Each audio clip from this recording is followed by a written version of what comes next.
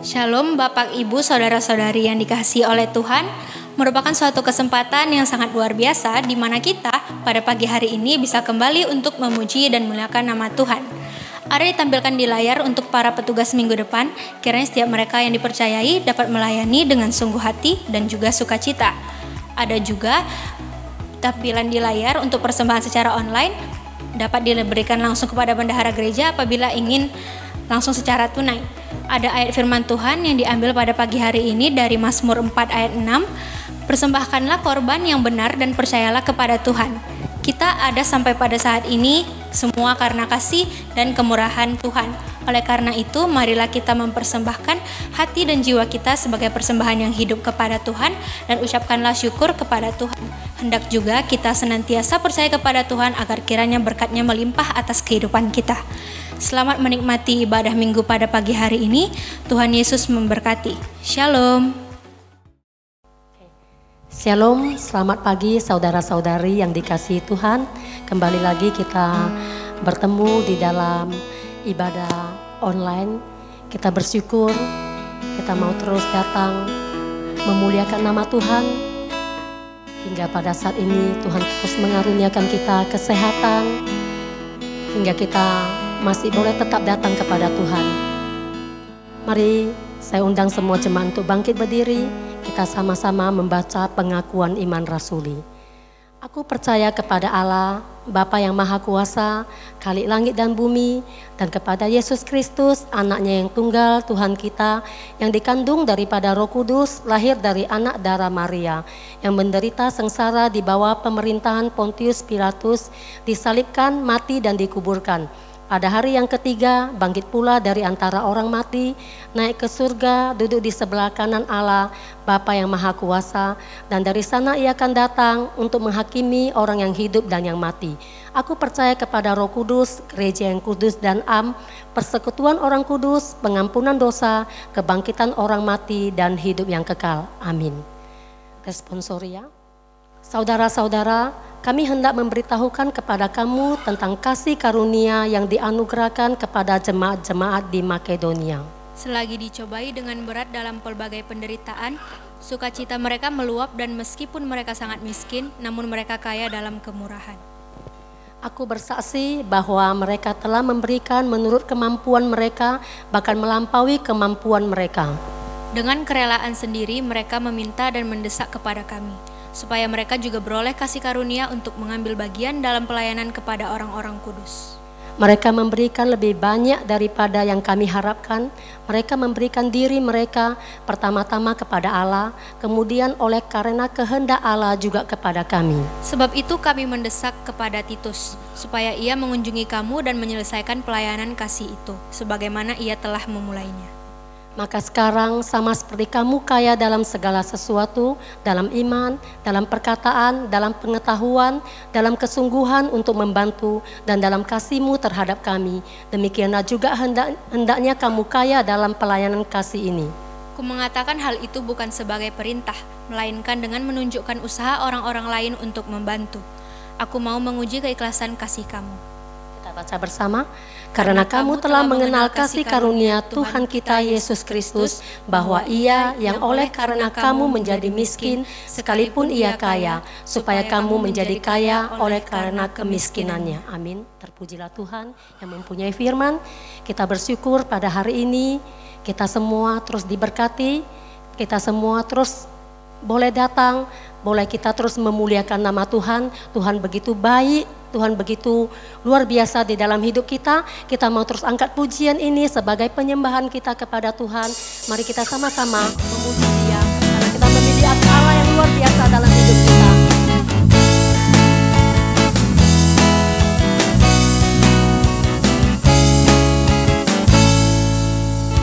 Mari kita semua umat pilihan Allah, dengarlah panggilannya untuk menggenapi firman-Nya. Sekaranglah waktunya untuk berdiri bagi bangsa ini. Mari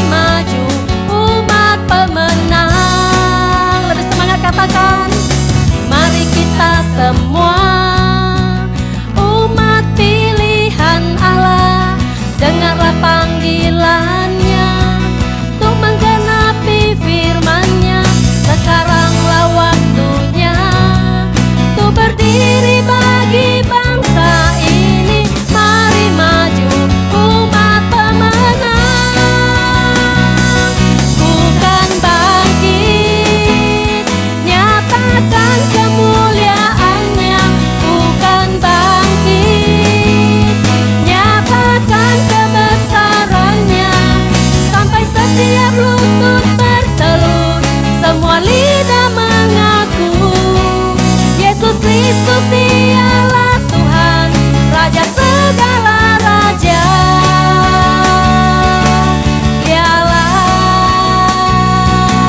Raja. Mari kita lebih semangat lagi, kita bersama-sama memuji Tuhan. Tuhan Allah yang luar biasa dalam hidup kita. Mari kita terus bangun untuk memuji, memuliakan nama Tuhan. Kita semua umat pilihan Allah, dengarlah panggilannya untuk menggenapi firman-Nya. Sekaranglah waktunya untuk berdiri bagi bangsa ini. Mari maju umat pemenang. Angkat tanganmu dan katakan, bukan bangkit, nyatakan kemuliaannya. Bukan bangkit, nyatakan kebesarannya.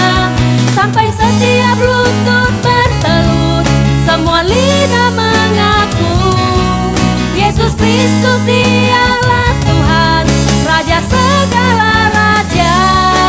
Dialah Raja. Kita yang sudah diberkati oleh Tuhan, mari kita sama-sama terus memuji Tuhan. Mari kita sama-sama katakan, sampai setiap lutut, sampai setiap lutut bertelut, semua lidah mengaku Yesus Kristus dialah Tuhan, Raja segala raja. Dialah, bukan bangkit. Mari kita nyatakan kemuliaan-Nya. Bukan bangkit, nyatakan kebesarannya. Sampai setiap lutut bertelut, semua lidah mengaku Yesus Kristus dialah Tuhan, Raja segala raja. Dialah Raja. Mari katakan, dialah Tuhan. Sekali lagi katakan, dialah Raja. Raja. Tuhan kita luar biasa. Tuhan kita selalu memberkati setiap daripada kita. Kita mau terus datang. Dia adalah Raja segala raja di dalam setiap kehidupan kita. Apapun musim kita, Tuhan akan selalu ada bersama-sama dengan kita. Kasih Tuhan tidak akan berubah di dalam hidup kita. Kasih Tuhan akan tetap abadi bagi kita semua anak-anaknya. Mari kita terus memuji Dia.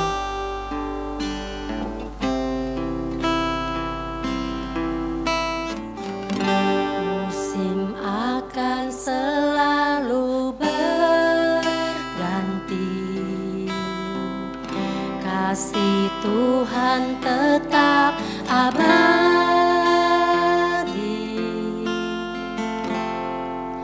tak akan berubah sampai selamanya. Ku tetap percaya, ku yakin Tuhan memberkati, ku yakin Tuhan melindungi.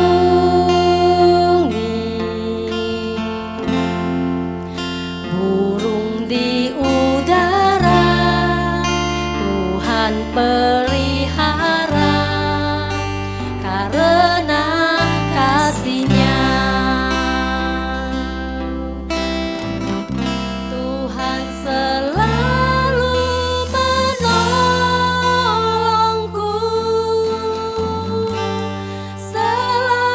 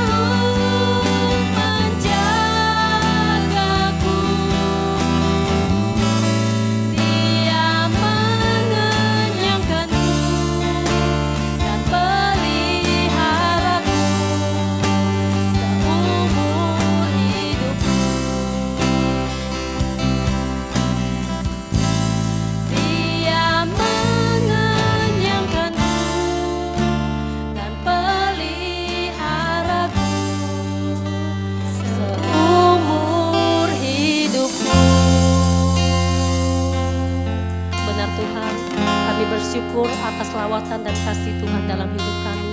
Kami selalu percaya bahwa Tuhan selalu ada di apapun musim kami ya Bapa. Kasih Tuhan tidak akan berubah dalam hidup kami Bapa. Kami akan pegang teguh setiap janji Tuhan dalam hidup kami. Terima kasih Tuhan, terima kasih Roh Kudus.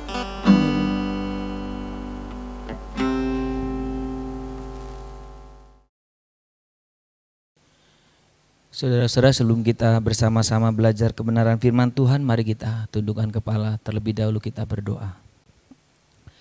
Bapa di surga, kami bersyukur kepadamu karena anugerah-Mu kami boleh bersama-sama belajar kebenaran firman-Mu.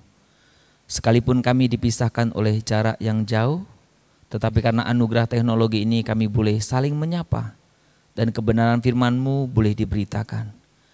Kami sungguh rindu di tengah-tengah masa pandemi ini, kami tetap konsisten setia mengikuti kehendak Tuhan. Biarlah Tuhan boleh menyapa kami setiap pribadi sesuai dengan kebutuhan kami. Urapi kami dengan Roh Kudus-Mu supaya kami semuanya bukan hanya kami mengerti, tapi kami percaya dan kami boleh taat akan setiap kebenaran firman Tuhan. Urapi kami setiap pribadi ya Tuhan, dan biarkan firman-Mu boleh dinyatakan, kami semua boleh hidup sesuai dengan kehendak Tuhan. Kami mau menyambut kebenaran firman-Mu, di dalam nama Tuhan Yesus kami berdoa dan mengucap syukur. Amin. Shalom saudara-saudara yang dikasihi Tuhan, sungguh hal yang tidak disangka kalau kita boleh bersama-sama belajar kebenaran firman Tuhan hari ini, sekalipun kita terpisah oleh jarak yang jauh. Beberapa tahun yang lalu kita berjumpa ya, dan saya sungguh merasa terhormat hari ini diberi kesempatan untuk boleh bersama-sama menyampaikan belajar firman Tuhan. Terima kasih untuk majelis gereja di tempat ini. Terima kasih untuk Boksu yang boleh mengundang kami, mempercayakan kami untuk menyampaikan kebenaran firman Tuhan. Harapan saya Bapak Ibu jemaat terkasih di tempat ini dalam keadaan sehat, dalam keadaan sukacita, dan dalam keadaan boleh setia kepada Tuhan. Nah saudara, memang ini di satu sisi kehormatan bagi saya, tapi satu pergumulan yang besar. Karena tema yang diberikan oleh Boksu ini tema yang sangat berat ya untuk disampaikan. Apalagi di masa pandemi ya, masa pandemi di mana orang bergumul ya, tapi tema diberikan kepada saya tentang persembahan. Wah ini saudara, setiap hamba Tuhan kalau suruh menyampaikan firman Tuhan, khotbah tentang persembahan itu sangat bergumul, saudara. Karena apa? Karena kalau kita bicara persembahan nanti jemaat berpikir, ini pendeta matre dan lain sebagainya ya. Ya tapi ini yang diberikan kepada saya dan saya belajar untuk taat. Sekalipun saudara nanti saya akan ganti dalam tema yang lebih besar ya, tema yang lebih besar tentang persembahan juga. Nah Bapak Ibu, memang ketika kita berbicara tentang persembahan, tentang uang, tentang kekayaan, seringkali ada hal yang pemikiran dalam setiap jemaat itu atau setiap orang itu gak enak berbicara tentang uang, tentang kekayaan atau mungkin jatah persembahan. Tapi saudara, saya perlu kasih tahu kepada kita bahwa sebenarnya di dalam Alkitab sendiri ada banyak membahas tentang uang, tentang harta benda. Bahkan ada satu lembaga yang memang bergerak tentang pelayanan financial ministry ini mengadakan penelitian sekitar 2.350 ayat yang berbicara tentang harta, tentang uang dan paketnya lah ya. Jadi saudara, Alkitab tidak menghindari ini ternyata. Bahkan kalau kita memperhatikan Tuhan Yesus sendiri ketika melayani di dunia, dia banyak berbicara topik tentang harta, tentang kekayaan. Bahkan lebih banyak dari topik-topik yang lainnya. Jadi saudara, jangan kita berpikir bahwa istilahnya dikatakan topik ini topik yang tidak pantas dibicarakan atau janganlah dibicarakan. Nah, justru perlu dibicarakan. Nah, hari ini saya mengubah sedikit ya Boksu ya, minta maaf, topiknya saya ubah sedikit yang lebih luas. Saya memberikan topik tentang persembahan yang berkenan kepada Tuhan.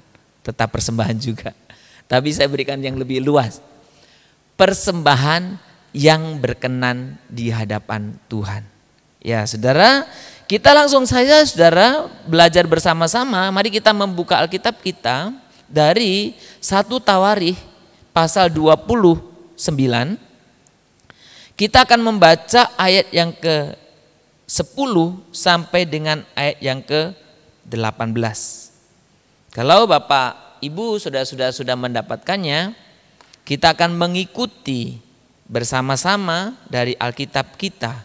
Pembacaan ini saya akan membaca secara perlahan untuk kita. Lalu Daud memuji Tuhan di depan mata segenap jemaat itu. Berkatalah Daud, "Terpujilah Engkau ya Tuhan, Allahnya Bapa kami Israel, dari selama-lamanya sampai selama-lamanya. Ya Tuhan, punyamulah kebesaran dan kejayaan, kehormatan, kemasyuran dan keagungan ya. Ya segala-galanya yang ada di langit dan di bumi. Ya Tuhan, punyamulah kerajaan dan Engkau yang tertinggi itu melebihi segala-galanya sebagai kepala. Sebab kekayaan dan kemuliaan berasal daripadamu dan Engkaulah yang berkuasa atas segala-galanya. Dalam tanganmu lah kekuatan dan kejayaan, Dalam tangan-Mu lah kuasa membesarkan dan mengokohkan segala-galanya. Sekarang ya Allah kami bersyukur kepadamu dan memuji nama-Mu yang agung itu. Sebab siapakah aku ini dan siapakah bangsaku, sehingga kami mampu memberikan persembahan sukarela seperti ini? Sebab daripada-Mu lah segala-galanya, dan dari tangan-Mu sendirilah persembahan yang kami berikan kepadamu. Sebab kami adalah orang asing di hadapan-Mu dan orang pendatang sama seperti semua nenek moyang kami. Sebagai bayang-bayang hari-hari kami di atas bumi dan tidak ada harapan. Ya Tuhan Allah kami, segala kelimpahan bahan-bahan yang kami sediakan ini untuk mendirikan bait-Mu, rumah bagi nama-Mu yang kudus adalah dari tangan-Mu sendiri dan punya-Mu lah segala-galanya. Aku tahu ya Allahku bahwa Engkau adalah penguji hati dan berkenan kepada keikhlasan. Maka aku pun mempersembahkan semuanya itu dengan sukarela dan tulus ikhlas. Dan sekarang umat-Mu yang hadir di sini telah kulihat memberikan persembahan sukarela kepadamu dengan sukacita. Ayat 18, ya Tuhan Allah Abraham, Ishak dan Israel bapak-bapak kami, peliharalah untuk selama-lamanya kecenderungan hati umat-Mu yang demikian ini, dan tetaplah tujukan hati mereka kepadamu. Saudara, ketika kita membaca kitab Tawarikh, terkesan memang pengulangan dari kitab raja-raja. Tetapi ada satu prinsip yang berbeda. Karena kalau saudara membaca kitab raja-raja, itu memuat apa saja yang terjadi. Apa adanya maksud saya. Salah dimuat, kesalahan manusia dimuat, dan pokoknya semua apa adanya. Ya kan? Nah, tetapi saudara, kitab Tawarikh sebetulnya lebih memuat hal-hal yang semestinya saya dan saudara kerjakan sebagai umat Allah. Yang ideal, yang seharusnya saya dan saudara lakukan. Dan konteks yang saya dan saudara baca hari ini adalah konteks di mana Daud menaikkan pujian di hadapan Allah karena dia boleh melihat umat yang dipimpinnya memberikan persembahan sukarela, pengumpulan dana untuk persiapan pembangunan bait Allah. Sekalipun Daud sendiri tidak atau belum diizinkan membangunnya. Nanti anaknya Salomo yang akan membangun bait Allah. Jadi hari ini kita melihat pujian Daud. Bagaimana melihat umat Tuhan memberikan persembahan. Satu pernyataan iman yang diungkapkan oleh Daud bahwa sebenarnya semua ini milik Allah. Dan kalaupun umat Allah termasuk Daud memberikan, yang diberikan itu pun sebetulnya berasal dari Allah. Dan yang menarik saudara-saudara, Daud mengungkapkan bagaimana umat itu memberi dengan sukacita, dengan sukarela, dengan ucapan syukur. Maka di akhir ucapan syukur dan doanya itu, ucapan syukur itu dia meminta, Daud meminta Allah supaya tetap menjaga umat ini, hatinya tetap tertuju kepada Allah saja. Itu sebabnya hari ini saudara-saudara, saya mengajak kita membaca bagian ini sebagai satu landasan, sebagai satu dasar tentang persembahan yang berkenan bagi Tuhan. Kita ingin belajar. Ada 3 prinsip yang hari ini saya ingin mengajak saudara melihat kebenaran firman Tuhan. Sekaligus untuk mengoreksi diri kita masing-masing.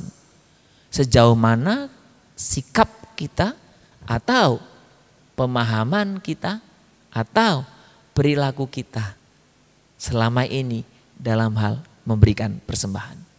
Saudara, ketika kita berbicara tentang persembahan yang berkenan bagi Tuhan, sebelum kita lebih jauh melihat 3 prinsip dari teks yang kita baca hari ini, saya ingin juga memberikan kepada saudara 2 hal yang penting yang saya dan saudara tidak boleh lupa.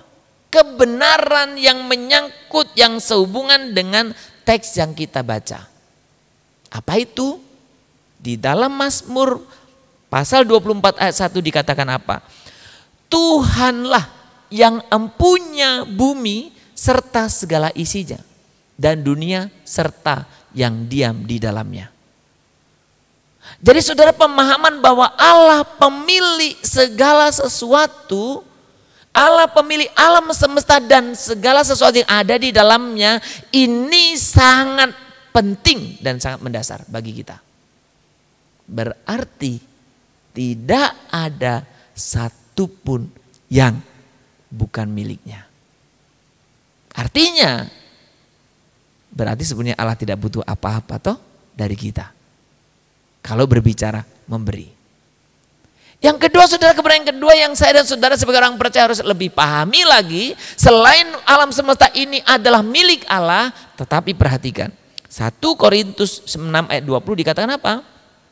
Sebab kamu telah dibeli dan harganya telah dibayar lunas. Telah lunas dibayar. Karena itu muliakanlah Allah dengan tubuhmu. Saya mau menggarisbawahi sebab kamu telah dibeli dan harganya telah lunas dibayar. Kalau tadi alam semesta itu berbicara umum, tapi berbicara spesifik khusus, ternyata saya dan Anda yang sudah percaya kepada Tuhan Yesus sebagai Tuhan Juru Selamat, yang sudah diselamatkan, ternyata saya dan saudara itu milik Tuhan. Kenapa? Karena saya dan saudara sudah dibayar. Lunas loh harganya. Melalui tentunya pengorbanan Kristus di atas kayu salib. Jadi saudara,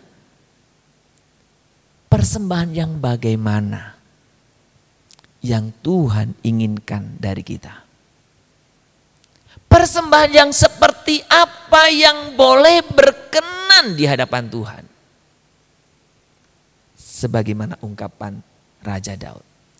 Yang pertama saudara, kita ingin belajar bahwa Tuhan menghendaki kita memberikan persembahan yang tulus. Saudara, dengar baik. Tuhan menghendaki saya dan saudara memberikan persembahan yang tulus. Tulus itu apa sih artinya? Saudara, saya mencoba melihat arti dari kata tulus itu, ternyata artinya sungguh, bersih, jujur, tidak pura-pura, dan ikhlas. Sudah berarti ketika kita memberikan persembahan kepada Tuhan, ya, ketika kita memberikan pemberian apapun kepada Tuhan, kita harus memberikannya dengan sungguh-sungguh. Bukan sekedar, bukan main-main, tapi sungguh-sungguh. Bukan hanya itu saudaraku, tulus berarti memberikannya bersih. Bersih itu saudara berarti nggak ada motif apa-apa. Saya berikan satu contoh yang sangat mengagetkan saya. Suatu ketika saya melayani di sebuah gereja dan gereja itu dipinjam oleh persekutuan anak-anak SMA waktu itu untuk ibadah. Ya karena saya sangat senang dengan anak-anak muda, saya bilang oke, nggak masalah. Gereja akan fasilitasi, jadi semua anak-anak itu yang melayani dan kami sediakan tempat saja prinsipnya. Saya ikut waktu itu karena ingin memberi dorongan semangat aja kepada anak-anak SMA itu juga. Sudah yang mengagetkan saya, ketika tiba pada acara persembahan. Wah, liturgisnya atau WL-nya ya, worship leader-nya dengan semangat itu, saudaraku, memberikan satu pengantar kepada anak-anak yang hadir, para anak-anak SMA ini, para pemuda yang hadir itu. Dia katakan, ayo teman-teman, saudara-saudara kita memberikan persembahan. Karena Tuhan akan mengembalikan 10 kali lipat, 30 kali lipat, 100 kali lipat, 1000 kali lipat, beribu-ribu, bermiliar. Dia sebut begitu banyak angka. Saya membayangkan ini mau beri persembahan atau main judi. Saya bayangkan aja 10 kali lipat. Ngasih 1000 pengen balik 10.000. Nah, kalau 1000 kali lipat, ngasih 1000 mau balik 1 juta. Lah kalau 1 juta kali lipat, ini mau memberi atau apa? Saudara, bukankah prinsip yang seperti itu bukan hanya dimiliki oleh anak-anak SMA ini? Kadang ada banyak orang percaya, orang Kristen ketika memberi sesuatu kemudian menunggu apa yang didapat. Saya sudah memberi loh persembahan. Berkat apa yang saya dapat? Oh, saya sudah memberi loh persepuluhan. Berkat apa yang saya dapat? Oh, saya sudah memberi loh janji iman. Berkat apa yang saya dapat? Saudara, tulus itu berarti sebetulnya Anda sudah memberikan persembahan, ya sudah memberikan persembahan. Tidak ada embel-embel lain. Saya sering memakai istilah, ketika kita memberi dan meminta harap apa sesuatu kembali, saya dan saudara bukan sedang memberi, bukan sedang mempersembahkan, tetapi saya dan saudara sedang membeli. Bapak Ibu bisa bedakan kan? Memberi, boleh ikuti ya? Membeli. Loh, kalau enggak dengar baik-baik bisa sama ya. Memberi dan membeli. Padahal prinsipnya beda. Apa bedanya memberi dan membeli? Sama-sama kasih uang. Contoh. Apa bedanya? Ketika kita memberi, kasih uang contohnya, ya sudah kasih selesai. Tapi kalau saya membeli, saya kasih uang memang, tapi tidak berhenti. Kenapa? Karena saya minta apa yang saya beli. Barang apa yang saya beli? Saudara, maka Tuhan menginginkan kita memberi persembahan itu dengan tulus. Kenapa? Saudara nggak bisa membeli Tuhan. Saudara yang sudah dibeli sama Tuhan. Saya sudah dibayar lunas, saudara juga sudah. Tuhan ingin kita memberikan dengan tulus. Nah, tulus juga berarti apa dikatakan tadi? Jujur. Memberi dengan jujur. Itu tulus. Saya sengaja ambil saudara contoh cerita di Alkitab. Karena ini contoh yang sangat luar biasa. Mengingatkan kita, bukan? Pasangan suami istri yang sangat kompak, tapi kompaknya salah. Pasangan suami istri yang pengen juga ikut-ikutan memberi, tetapi tidak memiliki ketulusan dan kejujuran. Yaitu Ananias Safira. Saya membayangkan Ananias Safira itu begini Bapak Ibu. Pada zaman mula-mula semua orang berlomba-lomba kan menjual miliknya dan memberikannya, kemudian membagikannya kepada orang-orang sesuai dengan kebutuhannya. Dan Ananias Safira, ya mungkin saya membayangkan imajinasi saya seperti ini. Mereka suami istri diskusi. Ayo Pak, kita harus beri lagi nih. Oh iyalah mah, kita berilah. Tapi Pak, sayang banget ya kalau ini milik kita, ini kita jual, kemudian kita beli semua. Udahlah, kalau kita nggak memberikan nggak enak, yang lain memberi. Ya udahlah Pak, kita aja berikan aja sebagian. Oh ya udahlah ya, kita sepakat ya, nanti kasih tahu aja sama para rasul bahwa hasil penjualannya segini dan ini kita kasih semuanya. Saudara, pasangan Ananias Safira ingin membeli, tapi dia tidak tulus. Ingin memberi, tapi dia tidak ikhlas. Makanya dia memberi dengan tidak jujur. Apa yang terjadi, saudara? Ananias pergi membawa persembahan itu, pemberian itu, dan ditanya oleh para rasul, apa memang segini? Oh ya segini. Ya saya bahasakan sehari-hari aja ya. Oh kenapa kamu menipu? Ya, maka kebohongannya itu membuat dia mati seketika itu juga. Waktu kemudian datang istrinya, ditanya lagi, apa benar hasil penjualanmu segini dan kamu diberikan sini? Iya benar. Loh kenapa kamu juga menipu? Orang yang baru saja mengangkat mayat suamimu akan mengangkat mayatmu juga. Mati saudara. Saudara, Tuhan tidak berkenan atas persembahan yang tidak jujur. Yang tidak tulus.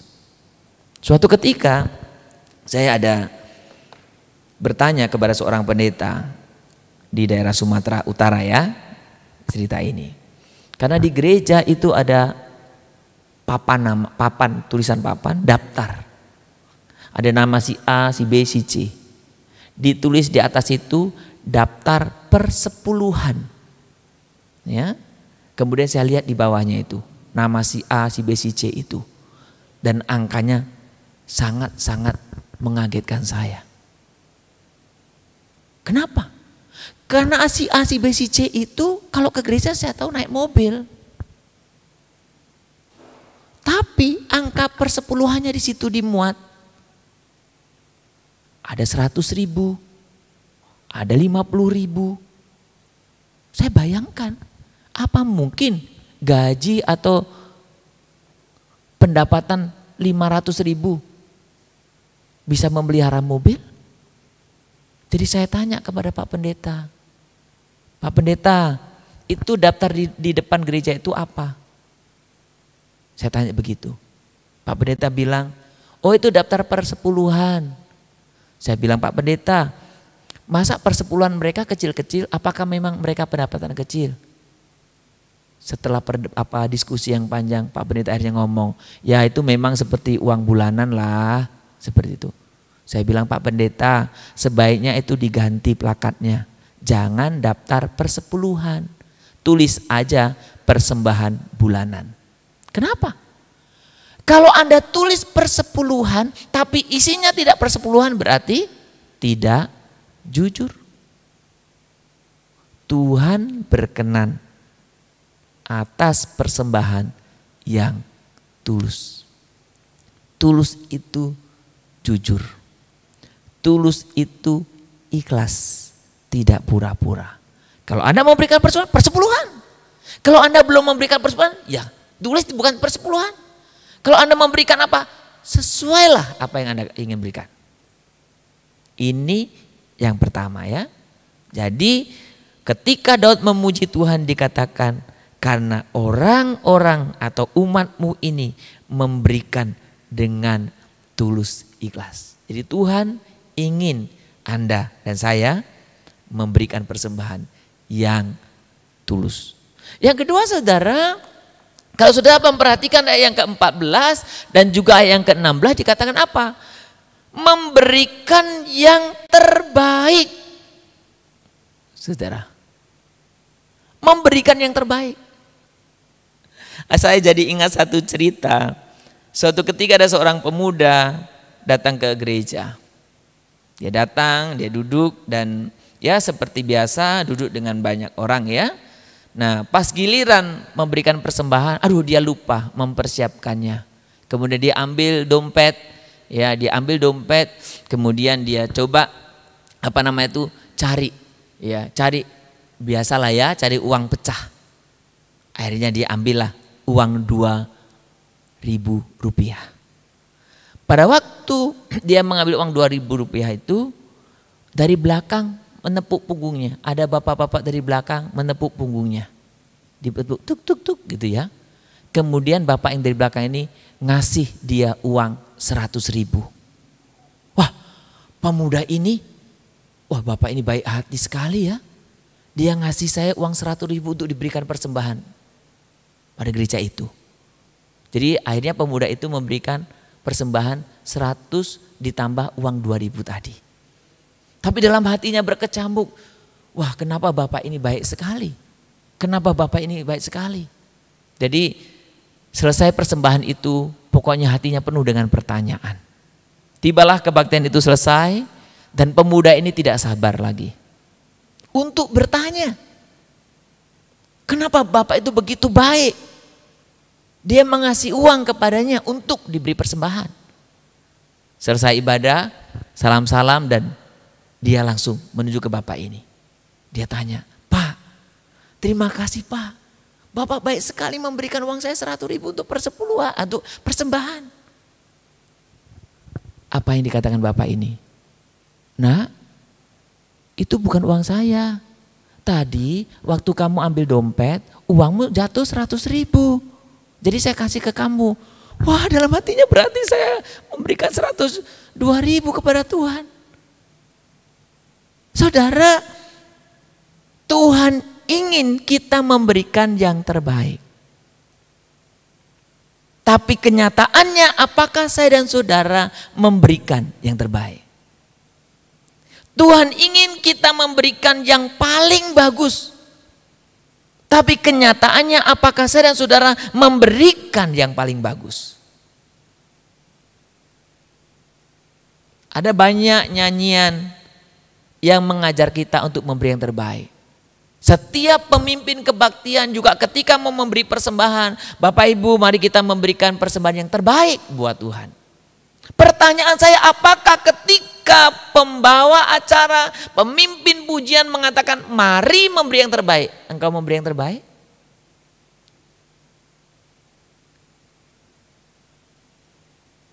Betulkah yang terbaik kita berikan?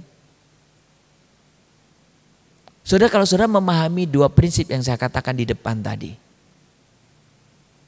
Seluruh alam semesta ini milik Tuhan. Diri saya dan saudara milik Tuhan. Maka saudara akan merasa yang paling baik pun yang Anda beri itu tidak layak. Tapi begitu banyak orang yang begitu meremehkan, begitu tidak memahami, bahkan memberi persembahan itu seperti ngeledek. Daripada enggak memberi, berilah.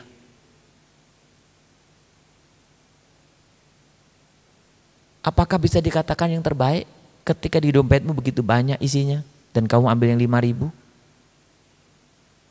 Apa ada masih yang di sini sudah persembahan 2.000?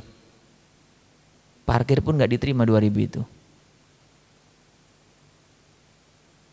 Anda kasih untuk Tuhan. 5.000 uang parkir. Itu juga kamu kasih untuk Tuhan. Apa yang terbaik? Apakah kamu katakan bisa yang terbaik sementara ada simpananmu begitu besar di dalam dompetmu kau kasih sedikit? Bahkan saudaraku, kalau Bapak gereja kita, John Wesley, memberikan satu prinsip yang sangat bagus sekali. Yang saya dan saudara sebagai orang Metodis pasti mengerti prinsip ini. Tetapi saya mau menjelaskan prinsip dasar apa sebenarnya yang melatar belakangi, yang menggerakkan. Dikatakan gain all you can, save all you can, give all you can. Saudara, banyak orang mengumpulkan, mencapai, mencari sebanyak-banyaknya. Setuju? Banyak orang menyimpan sebanyak-banyaknya. Iya. Tapi poin terakhir, bukankah ketika sudah mencari sebanyak-banyaknya, menyimpan sebanyak-banyaknya, seringkali kita tidak ikuti memberi sebanyak-banyaknya? Ketika beberapa waktu yang lalu saya menyampaikan kelas teologi di gereja kami, membahas tentang ekonomi, apa istilahnya, sistem ekonomi atau ya ekonomi lah ya, kesucian ekonomi, John Wesley.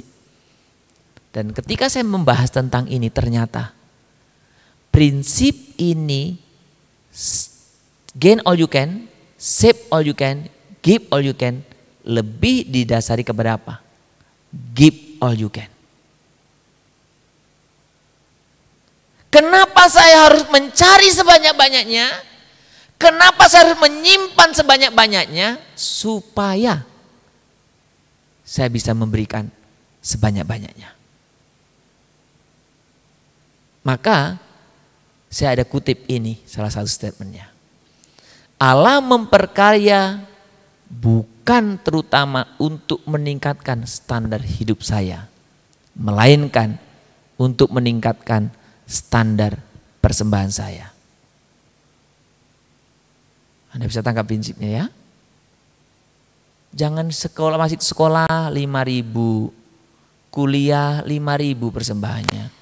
Tamat kuliah 5.000, udah 5.000, pangkatnya sudah naik 5.000, flat 5.000. Tuhan sudah memberikan yang terbaik kepadamu. Dan Tuhan rindu kau memberikan yang terbaik kepadanya. Yang terbaik setiap orang itu berbeda. Jadi yang Tuhan inginkan yang terbaik bagimu apa? Kamu gak perlu melihat orang lain memberi berapa, gak perlu. Tapi yang terbaik bagimu apa? Berikanlah. Saudara, karena ini khotbah persembahan, saya sedikit memberi kesaksian ya. Saya melatih untuk anak-anak saya yang masih kecil juga memberi persembahan. Saya nyaris tidak pernah memberikan persembahan yang sama setiap minggunya. Saya beri berbeda-beda, tergantung kondisi keuangan saya. Memang ada standar minimalnya. Tapi saya selalu beri berbeda-beda. Jumlahnya. Kadang 10.000, kadang 20.000, kadang 50.000, kadang 100.000. Dan saya selalu jelaskan kepada anak-anak. Kita harus memberi yang terbaik. Dan pernah anak-anak saya tidak memberi persembahan. Saya pun pernah gak memberi persembahan. Kenapa? Karena pas gak ada uang saya memang. Gak ada uang yang saya maksud bukan gak ada uang di dompet, tapi di bank ada. Itu ada namanya. Ya gak ada. Tapi ketika ada, berikan yang terbaik. Persembahan, saudara. Saudara, saya ingin mengajak kita memiliki paradigma yang berubah. Tadi saya katakan, saya kutip dari perkataan bahwa ketika Allah meningkatkan pendapatan kita, semestinya kita meningkat memberi persembahannya, bukan gaya hidupnya. Karena Tuhan ingin kita memberi yang terbaik. Nah saudara, bukankah kita menyangkut persembahan, kita selalu berkata gini ya. Kita coba lihat ya. Kita selalu bilang apa? Berapa banyak dari milik saya yang harus saya berikan kepada Tuhan? Betul ya? Tadi bapak-bapak waktu mau datang ke gereja atau ibu-ibu, apa yang dipikirkan? Seperti kalimat ini bukan? Berapa banyak nih dari uang saya ini saya mau berikan persembahan untuk Tuhan? Coba Anda pikir. Bukankah itu selalu yang kita tanyakan? Kita lupa. Siapa yang punya? Siapa yang punya alam semesta? Siapa yang punya diri saya dan Anda? Tuhan yang punya, saudara. Bukan Anda, bukan saya. Maka pertanyaan ini salah. Bukan berapa banyak dari milik saya yang harus saya berikan kepada Allah, bukan. Tapi semestinya pertanyaan ini berubah jadi apa? Berapa banyak dari milik Allah yang harus saya ambil untuk diri saya? Saudara, ketika saya mengerti prinsip kebenaran ini sangat mengubah hidup saya dalam hal memberi. Karena saya tahu yang saya dapatkan semua dari Tuhan. Jadi saya tidak perlu bertanya berapa banyak dari milik saya yang saya berikan pada Tuhan. Justru yang saya tanya, berapa yang saya bisa pakai untuk diri saya sendiri. Berikan yang terbaik, karena itu dari Dia. Saudara, saya membayangkannya seperti ini, saudara. Saya pernah merantau dari rumah, ya kan? Dan uang pasti kan yang ngirim orang tua ya. Ya, terlepas seberapa banyaknya. Dan ketika kita pulang, kita memberikan oleh-oleh kepada orang tua, bukan? Itu uang siapa? Uang orang tua kita juga. Kita beri. Bapak ibu yang punya anak di perantauan dan engkau selalu kirim uang bulanannya. Ketika mungkin ada momen apa bagimu dan dia kasih kado kepadamu. Dan uang yang dipakai itu uangmu, tapi engkau diberi yang terbagus. Yang paling baik. Senang gak, saudara? Uangmunya itu. Tapi bayangkan, kamunya yang ngasih itu tiap bulan. Tapi pas engkau ada event apa, anakmu memberikan kepadamu itu ala kadarnya. Buruk lagi. Gimana perasaanmu? Saudara, saya memahami Allah begitu sederhana. Kalau saya sebagai orang tua, umpamanya anak saya memberikan yang terbaik bagi saya, pun mungkin saya akan tambah uang sakunya. Kenapa kita khawatir? Kenapa kita bisa memberikan terbaik pada Tuhan? Berapa banyak yang Tuhan berikan pada saya ini yang saya akan kembalikan kepadanya. Yang saya akan pakai untuk diri saya sendiri. Sekali lagi, itu bukan milik kita.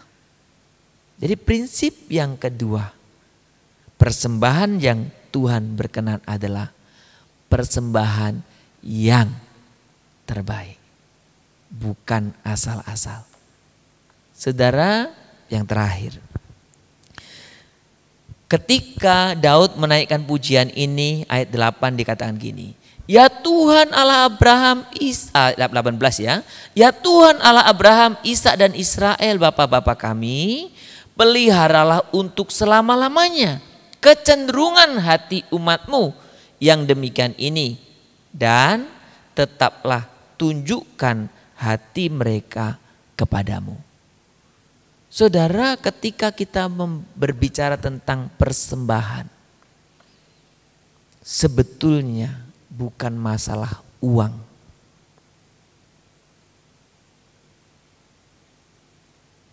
Karena Tuhan sebenarnya gak butuh uang juga sih. Persembahan yang Tuhan inginkan justru sebenarnya hidupmu. Saudara, belum lama ini saya mengajar satu kelas dan saya menjelaskan tentang prinsip keuangan. Kemudian saya menjelaskan tentang persembahan, persepuluhan. Di akhir sesi, saudara, ada salah satu dari anggota ini berkata begini, saya menghargai pengajaran Bapak, saya bisa mengerti pengajaran Bapak. Tapi saya tidak setuju, saya tidak sependapat dengan pengajaran Bapak. Jadi di kelas itu saya katakan demikian. Saya tidak butuh persetujuanmu. Saya tidak butuh persetujuan Anda. Saya menyampaikan apa yang harus saya sampaikan. Setuju atau enggak setuju Anda. Saya bilang demikian. Saudara, Tuhan tidak hanya mengendaki sebagian dalam hidupmu. Saudara, Bapak kita John Wesley, Bapak gereja kita, dia pernah mengajarkan seperti ini dalam khotbahnya. John Wesley tidak mengajarkan persepuluhan. Wah, Bapak Ibu senang ya. Oh itu kan, saya sudah metodiskan gak beri perpuluhan. Perhatikan baik dulu ya, jangan salah paham dulu. Jangan gagal paham dulu. John Wesley tidak mengajarkan persepuluhan. Katanya demikian. kita memberikan kepada Tuhan bukan 10%. Ya. Bukan 10%. Kemudian bukan apa? Dikatakan lagi. Bukan 30%. Karena sebetulnya orang-orang Farisi ada yang memberikan 30%. Jadi bukan 10%, bukan juga 30%. Nah, bukan juga 50%. Karena ada orang-orang yang salah yang memberikan 50% dari miliknya. John Wesley katakan, bukan 10%, bukan 30%, bukan 50%. Tapi John Wesley mengajarkan apa? Memberikan itu 100%. Saudara. Tapi saudara, bagaimana saya dan saudara bisa memberikan 100% totalitas hidup kita kalau Anda memberi perpuluhan pun tidak taat. Anda memberikan persembahan pun hitung-hitungan. Anda memberikan satu perucapan syukur pun tidak pernah. Gimana Anda bicara 100%? Saudara, Tuhan Yesus seringkali menyebut masalah uang ini, masalah mamon itu sebagai perkara kecil. Maka Tuhan Yesus katakan, siapa yang setia kepada perkara kecil akan diberi perkara besar.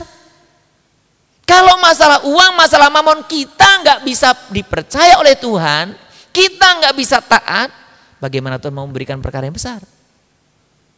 Saudara, prinsip ini saya selalu pegang teguh dalam hidup saya.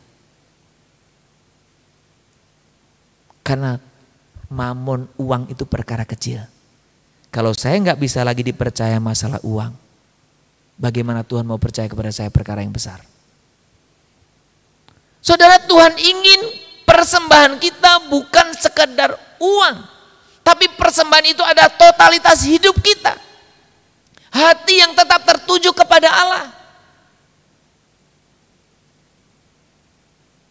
Jadi hidup yang betul-betul tertuju kepada Allah.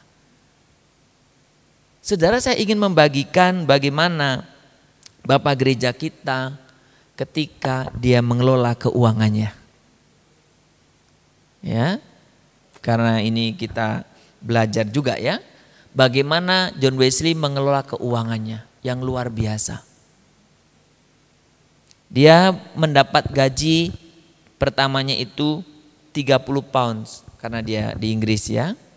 Dia memakainya 28 pounds sterling ya. Sisa berapa? 2 pounds. Ketika naik gajinya 60 pounds, dia tetap menggunakan 28 pounds. Sisa berapa? 32 pounds. Ketika dia naik lagi gajinya 90 pounds, dia tetap memakainya 28 pounds. Sisa berapa? 62 pounds. Ketika naik 120 pounds, dia tetap memakai 28 pounds. Sisanya berapa? 92 pounds. Bahkan ketika dia naik berlipat-lipat sampai 1.400 pounds, dia hanya memakai 30 pounds. Sisanya berapa? 1.370 pounds. Pertanyaan kita, sisanya itu apa? Dia berikan untuk Tuhan melalui pelayanan orang miskin. Saudara, satu gambaran sederhana, tentu saya tidak mengharapkan Anda, tidak memaksa Anda hidup seperti ini. Tapi secara esensi, secara prinsip, inilah persembahan total hidup kita. Maka tadi saya katakan, bagaimana saya dan saudara bisa memberikan totalitas hidup kita. Kalau masalah persembahan saja, hitung-hitungan kepada Tuhan. Perkara kecil, saudara. Saudara, ketika kita berbicara tentang persembahan yang berkenan, Tuhan ingin hidup kita itulah persembahan kita. Maka saudara, berbicara persembahan juga saya katakan tadi bukan hanya berbicara uang. Termasuk ketika kita ibadah, kita pertemuan-pertemuan apa, berilah, milikilah motif mempersembahkan sesuatu, bukan mendapat sesuatu. Rasul Paulus dalam 1 Korintus 14 ayat 26 katakan demikian. Jadi bagaimana sekarang saudara-saudara? bila mana kamu berkumpul, hendaklah tiap-tiap orang mempersembahkan sesuatu. Yang seorang mazmur, yang lain pengajaran atau penyataan Allah, atau karunia bahasa roh, atau karunia untuk menafsirkan bahasa roh, tetapi semuanya itu harus dipergunakan untuk membangun, mempersembahkan. Apa yang saya bisa berikan untuk Tuhan? Apa yang saya bisa berikan? Saudara, maka ketika kita berbicara persembahan, tidak berbicara sempit tentang uang. Berbicara persembahan, tidak berbicara sempit persembahan hari Minggu. Berbicara persembahan, tidak berbicara sempit persepuluhan, tetapi totalitas hidup kita. Apa yang saya dan saudara bisa beri. Kalau di dalam Roma 12 ayat 1 sebagai ayat penutup dikatakan demikian. Ini ayat ini saudara pasti juga hafal. Karena itu saudara-saudara, demi kemurahan Allah aku menasihatkan kamu supaya kamu mempersembahkan tubuhmu. Sebagai apa?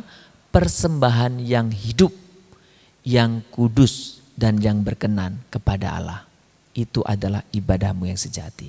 Seluruh hidup kita. Saudara, ketika saya menyanyikan salah satu lagu dari nyanyian Metodis nomor 194. Ketika saya menyanyikan ini, saya sering kali tidak bisa menahan emosi saya. Saya menangis. Kenapa? Karena saya tidak bisa memberikan apa-apa kepada Tuhan. Lagu ini sangat sederhana kata-katanya. Nyawaku diberikan, darahku tercurah, kau dapat tebusan, dari maut bangkitlah. Refrennya perhatikan baik. Nyawaku diberikan bagimu, apa kau beri padaku? Nyawaku diberikan bagimu, apa kau beri padaku? Apa saudara? Saya ketika menyanyikan rapnya itu berulang-ulang, Tuhan sudah berikan segalanya. Bahkan hidup saya ini pun milikmu. Saya masih belum bisa berikan yang terbaik buat engkau. Ayat yang keempat saudara. Ku bawakan dikau dari rumahku terang, selamat yang percuma, kasih dan ampunan. Ku memberi berkat bagimu, apa kau beri padaku? Ku memberi berkat bagimu, apa kau beri padaku? Mari kita dudukkan kepala kita. Tuhan, terima kasih. Karena Engkau sangat mengasihi kami. Ampuni kami karena kami sering merasa bahwa uang, kekayaan, hidup yang kami miliki ini adalah milik kami. Tapi hari ini kebenaran firman-Mu boleh membukakan mata kami.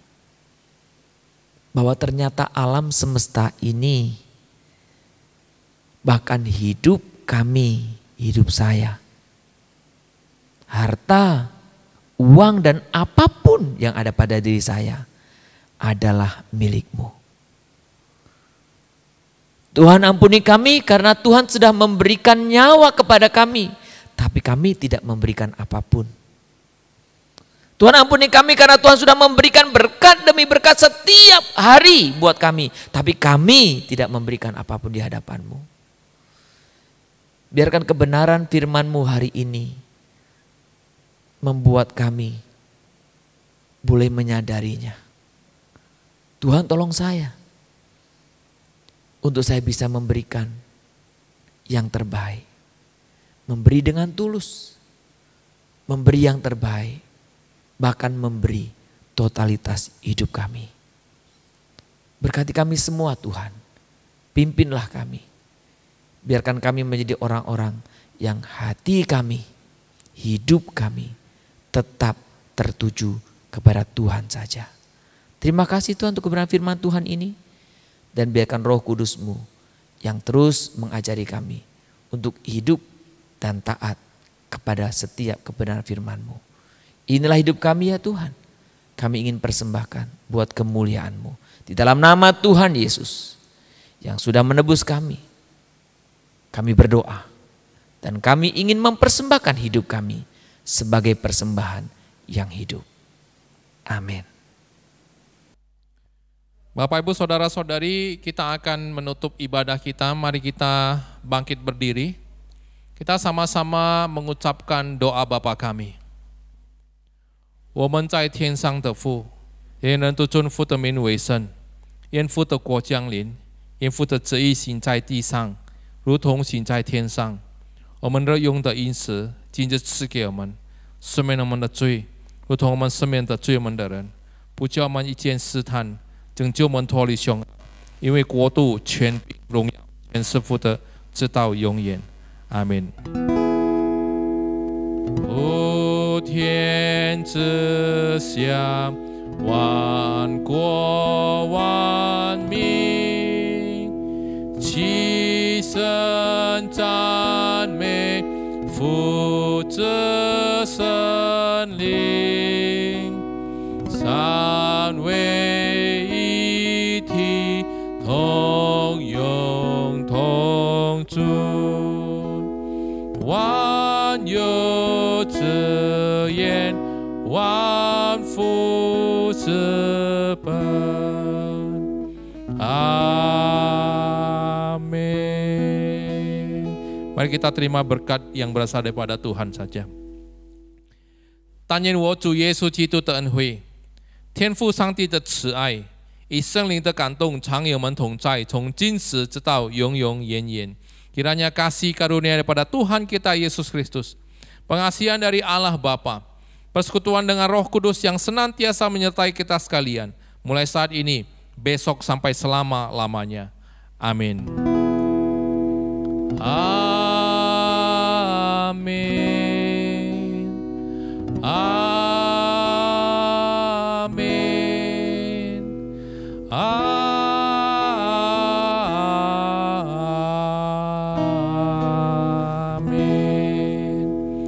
Amin. Silakan duduk saat teduh Bapak Ibu Saudara-saudari.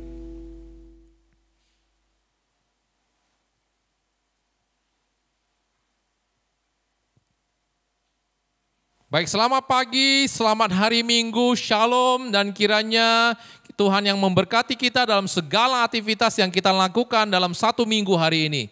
Tuhan memberkati, sampai jumpa lagi.